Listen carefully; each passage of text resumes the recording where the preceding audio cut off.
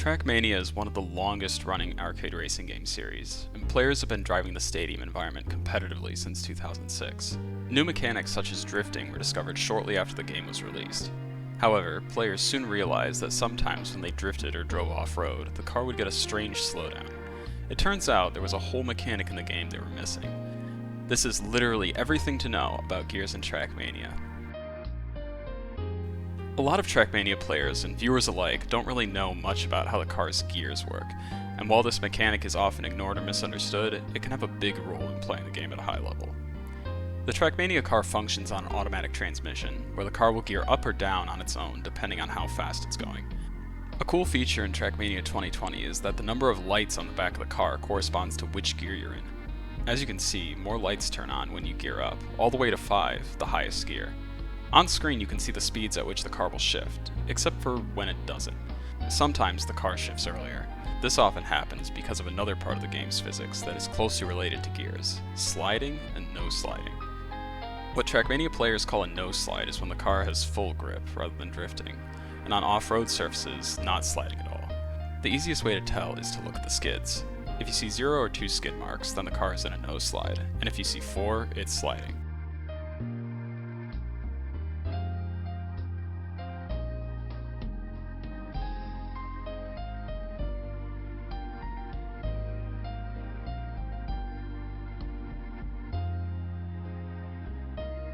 While a car is sliding, it can change gears at as much as 30 speed less than normal, and in some cases you can actually use this to your advantage to gear up slightly earlier.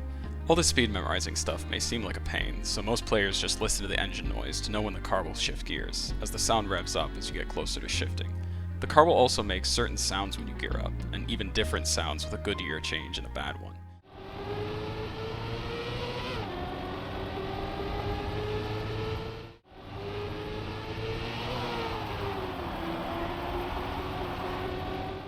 We recommend getting into the habit of listening for gear changes rather than constantly checking the speed on the back of the car. So that is the basics of how gears work in Trackmania, but how do players manipulate the gear changes in order to achieve faster times?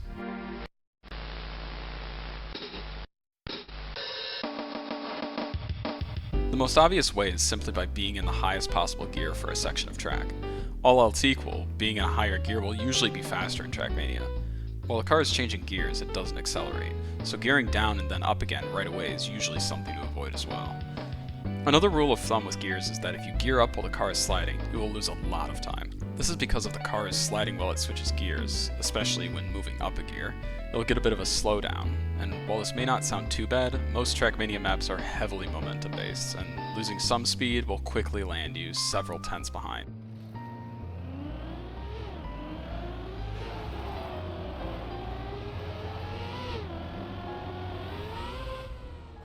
While that basic concept of not sliding while gear changing applies in most situations, the nuances of gear changes do heavily depend on the surface you're driving on. Let's start with the surface that most people think of when gears are brought up: dirt, grass, and more recently, plastic.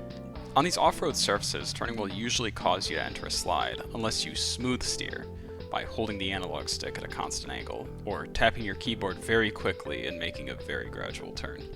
Ideally, at the moment where your car shifts up, you want it to be driving in a straight line without sliding. It is possible to do a no-slide gear down as well, but it's much less common in optimal lines. On some maps, it can even be faster to release to avoid a bad gear up, especially when there's a chance to gear up in a no-slide later, or if you have to gear back down in the next part anyway.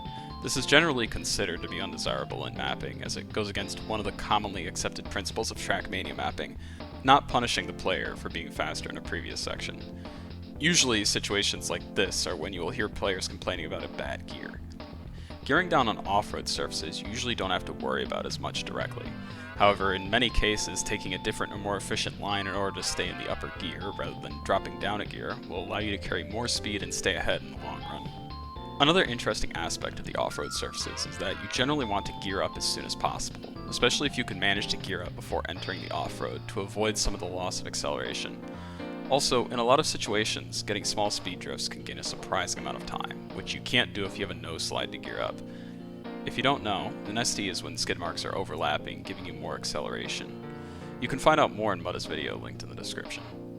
Speaking of SD, remember what we mentioned earlier about the car shifting earlier if it is sliding? Well, a common tactic is SD right up to the point where the car is about to gear, and then quickly enter a no slide for the gear change in order to force it to happen early, so they can get back into speed drifting or starting the next turn sooner than otherwise possible. Another trick to keep in mind is that you may not actually have to release to avoid a gear up if you can simply no slide and stay at the same speed but not change gears, because of how sliding makes you gear up at lower speeds.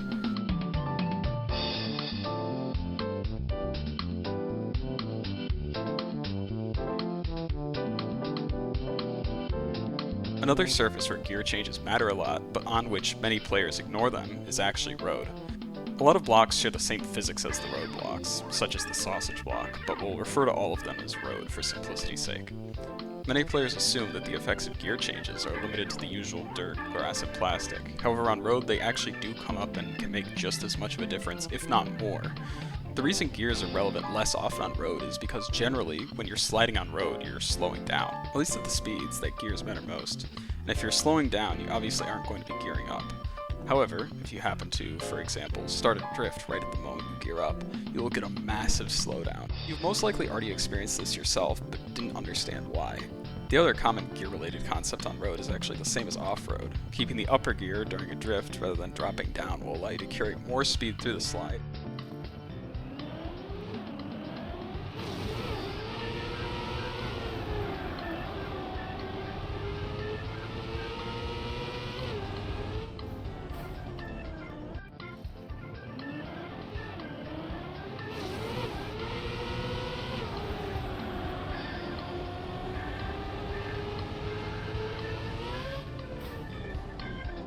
One lesser known way that gearing affects the car on road is that when you get a gear down, depending on the drift angle you're at, you actually lose some speed. This mostly comes up on long uphill drifts and can cause the car to be pushed more inside than you would expect when driving.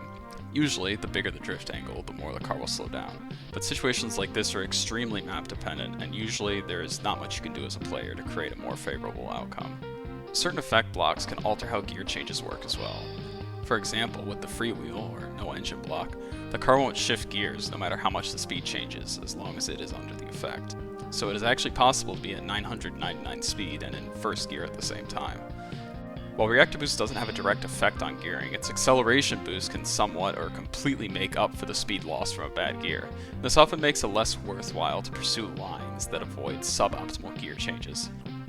And then there's ice. On ice, take all the information you heard in this entire video and throw it out the window. It's completely useless.